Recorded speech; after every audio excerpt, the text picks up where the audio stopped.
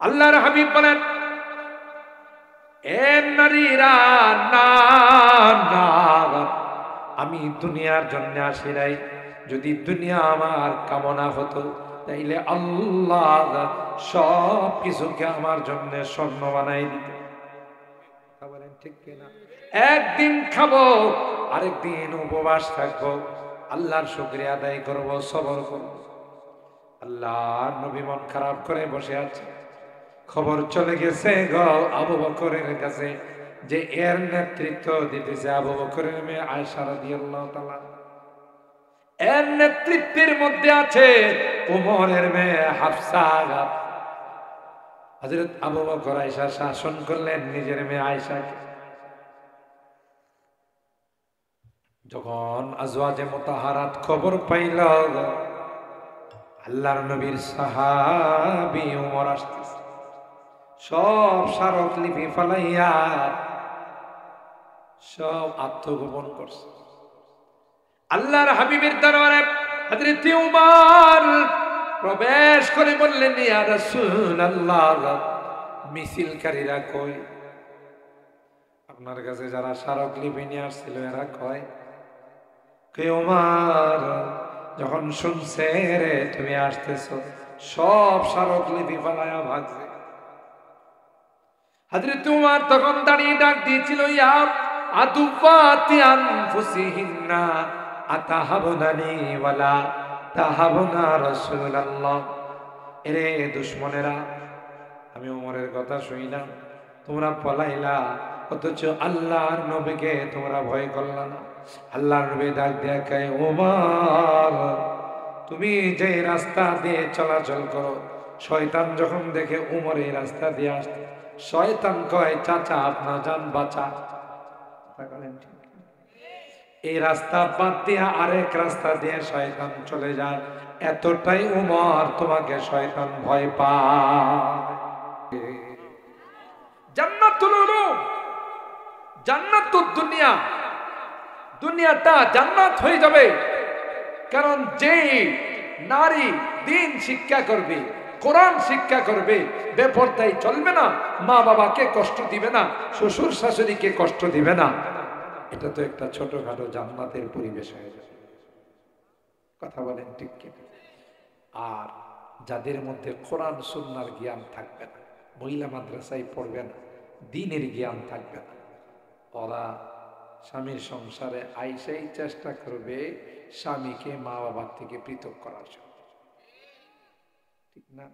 আইসাই স্বামীরে বুঝাবে, এখানে থাইকা লাভ আছে, এত টাকা পয়সা রুজি করে ঘরে দিবা, অন্যরা বড় লোক চলো না, আমরা দুইজন আলাদা হয়ে যায়। আর বিভিন্ন কলা কৌশল অবলম্বন করবে সংসার থেকে পৃথক হওয়ার জন্য, মার কুল খালি করার জন্য।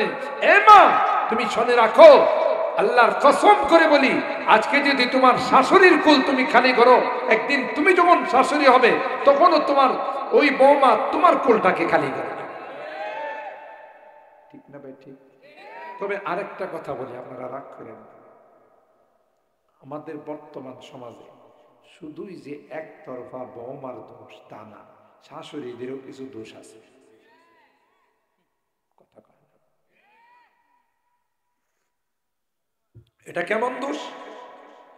আমাদের শাশুড়িরা মনে করে আমি জামাইয়ের মা, কথা কয়, আমি ছেলের মা, সুতরাং আমার পাওয়ার দেখি। যখন ঘরে বৌমা আসে, চাকরানি মনে করে, বান্দি মনে করে, এই কাজ কর, ওই কাজ কর, খাবার টাইমে ঠিক মতো খাবার দেয় না, ঠিক মতো তাকে আরাম আয়েশের ব্যবস্থা করে না, সেও তো একটা মানুষ। কথা কয়। দেখা যায় যে এমনও পরিবারের মধ্যে কুসংস্কৃতি আছে, ঘরের বউরা পরে খাইব, আগে সবাই খাওয়ার পর হাড্ডি মাড্ডি কিছু থাকলে খাইব, না থাকলে আছে না নাই? অথচ হাদিস কি কই জানেন? তোমার বৌমা চুলার মধ্যে কি খানা পাকাইছে, আগুনের মধ্যে গিয়ে গরমকালে কত কষ্ট করছে, তুমি আগে তাকে 2 পিস তার জন্য রাখো, এরপরে তোমরা খাও। তাইলে স্বামী স্ত্রীর মধ্যে, বউ শাশুড়ির মধ্যে মহব্বত বাড়বে না কমবে? শাশুড়ি যদি তার বৌমাকে নিজের মেয়ের মতো মনে করে, আর বৌমা যদি শাশুড়ি মাকে নিজের মার মতো মনে করে, কোনো দ্বন্দ্ব। কিন্তু বেশ কমটা হলো নিজের মেয়ে জামাইয়ের বাড়িতে, শ্বশুর বাড়িতে ঠিক মতো খাইছি কিনা, ঘুমাইছি কিনা, প্রতি ক্ষণে ক্ষণে ফোন দিয়া খবর নেয়। আর বাড়িতে বৌমাটা খাইল না ঠিক মতো, সে সুস্থ আছে না অসুস্থ আছে জীবনও কিছু জিজ্ঞাসা করে না, দূরত্ব বাড়বে না কম? কথা বলেন ঠিক কিনা? আজকে বর্তমান সময়ে শাশুড়িরা বৌমাকে নিজের মেয়ের মতো মনে করতে পারে না। কথা বলেন ঠিক কিনা? আস্তে আস্তে দূরত্ব বাড়ে, শাশুড়ির প্রতি তার আস্থা কমে যায়, শ্বশুরের প্রতি আস্থা কমে যায়, ঠিক কিনা বলেন? যে কারণে সংসারের মধ্যে একটা ফিতনা সৃষ্টি হয়। বৌমা যখন স্বামীর কাছে বলেও কোন রকমের প্রতিকার পায় না, জানাই কার কাছে? না, মা বাবার কাছে জানায়। মা বাবা নিজের মেয়ের জামাইকে প্রেসার সেট করে যে তোমার ঘরে আমার মেয়েটা গেছে, আমার মেয়েটা কি বান্দি খাটার জন্য? আমার মেয়েটাও তো একদিন আমার ঘরে ছিল, আমি তো তাতে আদরের দুলালের মতো লালন পালন করছি। আস্তে আস্তে দূরত্ব বাড়ে। দুই দিক দিয়ে যদি ঠিক থাকে, সংসারের মধ্যে কোনো ভেজাল অশান্তি আসতে পারে না। আর এটার জন্য উভয়কে দ্বীন শিখতে হবে, আল্লাহর ভয় অন্তরে রাখতে হবে, কোরআন শিখতে হবে, ইসলাম শিখতে হবে, কার মর্যাদা আল্লাহ কতটুকুন দিয়েছে সেটা জানতে হবে। তাইলে সংসারের মধ্যে শান্তি বিরাজ করে। কথা বলেন ঠিক না? আমি আয়াতের অর্থটা বলি, আপনাদেরকে নিয়ে দোয়ার দিকে যাব। আজওয়াজে মুতাহহারাত, আম্মা জানরা যখন হিজরত করে মক্কা থেকে মদিনায় গেলেন, মদিনার লাইফ স্টাইলটা, জিন্দেগির ব্যবস্থাটা ভিন্ন। আজওয়াজে মুতাহহারাতরা মিলে চিন্তা করলেন যে আল্লাহ নবীর কাছে আমরা স্মারকলিপি দিই, আমাদের সুযোগ সুবিধা বাড়িয়ে দেওয়ার জন্য আমাদের যেন বরণ পোষণ আর একটু সুন্দরভাবে দেওয়া হয়। নারীদের একটা অভ্যাস হইল, মা বোনরা রাগ করেন না, বা এরা যখন কোথাও যায় কিছু দেখে এটা তার মেমোরির মধ্যে ঢুকে পড়ে। আপনার স্ত্রী যদি আরেকজনের বাসায় বেড়াতে যায়, আইসা দেখেন আপনারা পাগল করে ভালো, আমাদের বাসায় কি আছে, কি একটা পচা ড্রেসিং টেবিল, কি একটা সুকেস, কি আলমারি, ওই যে অমুক ভাবির বাসায় গেলাম, কি সুন্দর সুন্দর ফার্নিচার। কথা কয় না? আইসা দেখবেন আপনারা মুহূর্তের মধ্যে পাগল বানায় ফেলে। না, আমার সেগুন কাঠের ফার্নিচার দিতে হবে, অমুক দিতে হবে, তমুক দিতে হবে। পুরুষরা জীবনে এগুলোর দিকে তাকায়। আরেকবার বাড়িতে স্বর্ণ থাকুক না রূপা থাকুক, আমার কি আছে সেটা। কথা বলেন ঠিক কিনা? এই ঘটনা ঘটে গেছে আম্মা জানদের বেলায়। এরা আল্লাহ নবীর কাছে স্মারকলিপি নিয়ে গেছে, ভাত খাবার বাসস্থান দিতে হবে সমাধান। কথা বল, মিছিল কি ছিল? ভাত খাবার বাসস্থান দিতে হবে সমাধান।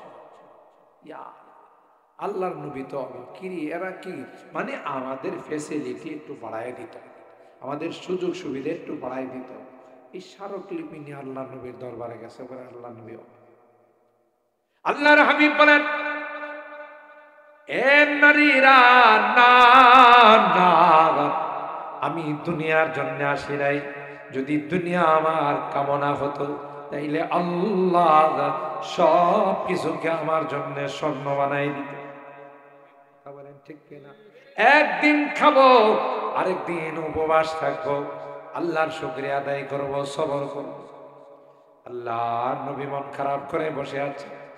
খবর চলে গেছে গো আবু বকরের কাছে যে এর নেতৃত্ব দিতেছে আবু বকরের মেয়ে আয়েশা রাদিয়াল্লাহু তাআলা। এর নেতৃত্বের মধ্যে আছে ওমরের মেয়ে হাফসা। হযরত আবু বকর আয়েশা শাসন করলেন নিজের মেয়ে আয়েশাকে। যখন আজওয়াজে মুতাহহারাত খবর পাইল আল্লাহর নবীর সাহাবী ওমর আসতেছে, সব স্মারকলিপি ফালাইয়া সব আত্মগোপন করছে। আল্লাহর হাবিবের দরবারে হযরত ওমর প্রবেশ করে বললেন, ইয়া রাসূলুল্লাহ, মিছিলকারীরা কই? আপনার কাছে যারা স্মারকলিপি নিয়ে আসছিল এরা কয় কে ওমর যখন শুনছে রে তুমি আসতেছো সব স্মারকলিপি ফালায়া ভাগছে। হযরত উমর তখন দাঁড়িয়ে ডাক দিয়েছিল ইয়া আদুওয়াতি আনফুসিহিন্না আতাহাবুনানি ওয়ালা তাহাবুনা রাসূলুল্লাহ। এরে দুশমনেরা, আমি উমরের কথা শুনিলাম, তোমরা পলাইলা অথচ আল্লাহর নবীকে তোমরা ভয় করলা না। আল্লাহর নবী ডাক দিয়ে কয় ওমর তুমি যে রাস্তা দিয়ে চলাচল করো, শয়তান যখন দেখে উমর এই রাস্তা দিয়ে আসতে, শয়তান কয় চাচা আপনার জান বাঁচা। এই রাস্তা বাদ দিয়ে আরেক রাস্তা দিয়ে শয়তান চলে যায়, এতটাই উমর তোমাকে শয়তান ভয় পায়। কথা বলেন ঠিক কিনা? আর হারাত আল্লাহর হাবিব পেরেশান, আল্লাহ আয়াত নাযিল করে দিলেন ইয়া আইয়ুহান নাবিয়্যু কুল লিআজওয়াজিকা ইন কুনতুন্না তুরিদনাল হায়াতাদ দুনিয়া ওয়া যিনাতাহা ফাতাআলাইনা উমাত্তি'কুন্না ওয়া উসাররিহুকুন্না সারাহান জামিলা। তোমরা যেহেতু দুনিয়া চাইতেছো আসো, তোমাদের যা চাওয়া আছে সব দিয়া তোমাদেরকে কিন্তু নবীর দরবার থেকে বিদায় করে দিই। আর যদি পরকাল চাও তাহলে আল্লাহ তোমাদের জন্য উত্তম ব্যবস্থা রাখছে। সুবহানাল্লাহ। সব আজওয়াজে মুতাহহারা বলেন ইয়া রাসূলুল্লাহ, এটা এমনিতেই একটা কথার কথা আমরা বললাম, আমরা আপনাকে ছেড়ে পৃথিবীর আর কোথাও যাব না, আমরা আপনাকে চাই, আল্লাহকে চাই। সুবহানাল্লাহ। আমাদের মা বোনরা যারা আছেন তাদেরও এই সমঝ আসবে, দিলের মধ্যে বুঝ আসবে যখন কোরআন হাদিসের শিক্ষা অর্জন করবে। কথা বলেন ঠিক কিনা? আজকালকার যে যুগ, আপনার মেয়েকে যদি হিফাজত করতে চান, আবরু ইজ্জত সম্ভ্রম যদি রক্ষা করতে চান, তাহলে সবচাইতে বড় দুর্গ হলো মহিলা মাদ্রাসা। কারণ মহিলা মাদ্রাসায় ছোট বাচ্চাদেরকে মোজা পড়ায়া বোরকা পড়ায়া পাঠানো হয়, ঠিক কিনা বলেন? আর স্কুল কলেজ ভার্সিটির মধ্যে মেকআপ করে খোলামেলা অবস্থায় যায়, বিভিন্ন রকমের দুর্ঘটনার শিকার হয়। কথা বলেন ঠিক না বেটা? এই জন্য মোহতারাম হাজিরিন, শুরুতেই যে কথাটা আমি আপনাকে বলেছিলাম আপনাদেরকে, যে মা যখন নেককার হবে, মা যখন দিনদার হবে, একজন বৈজ্ঞানিক বলেছিলেন আমাকে একজন সৎ মা দাও, আমি একটা সৎ জাতি উপহার। কথা বলেন ঠিক কিনা? এই জন্য আপনাদের ভাগ্য, কপাল, এই জান্নাতুল উলুম মহিলা মাদ্রাসাটা এখানে আল্লাহ মিলিয়ে দিয়েছেন। কোন জামাত পর্যন্ত? মানে মাঝামাঝিতে আর কয়েকটা ক্লাস করলেই দাওরা পর্যন্ত হয়ে যাবে। এখানে সহি কোরআন শিখবে, নামাজ শিখবে, দিন শিখবে, পর্দা শিখবে। এই মেয়েটার আওলাদ ফরজন যারা হবে ওরাও দিনদার হবে। হতে হতে দেখা যাবে যে কিয়ামত পর্যন্ত যত সন্তান আসবে, যত দিন শিখবে, আপনি যে তাকে আলেমা বানাইলেন, মহিলা মাদ্রাসায় পড়ায়া দিনদার বানাইলেন, কবরে বসে বসে তার সব উপস্থিত। মহব্বত করবো তো ইনশাআল্লাহ? আমরা এই সকল মহিলা মাদ্রাসাকে ভালোবাসবো তো ইনশাআল্লাহ? হাত তুলেন, হাত তুলেন। লিল্লাহে তাকবীর, লিল্লাহে তাকবীর। হাত নামান। আল্লাহ আমাদের হাতগুলোকে কবুল করুন। যাদের অর্থ সম্পদ আছে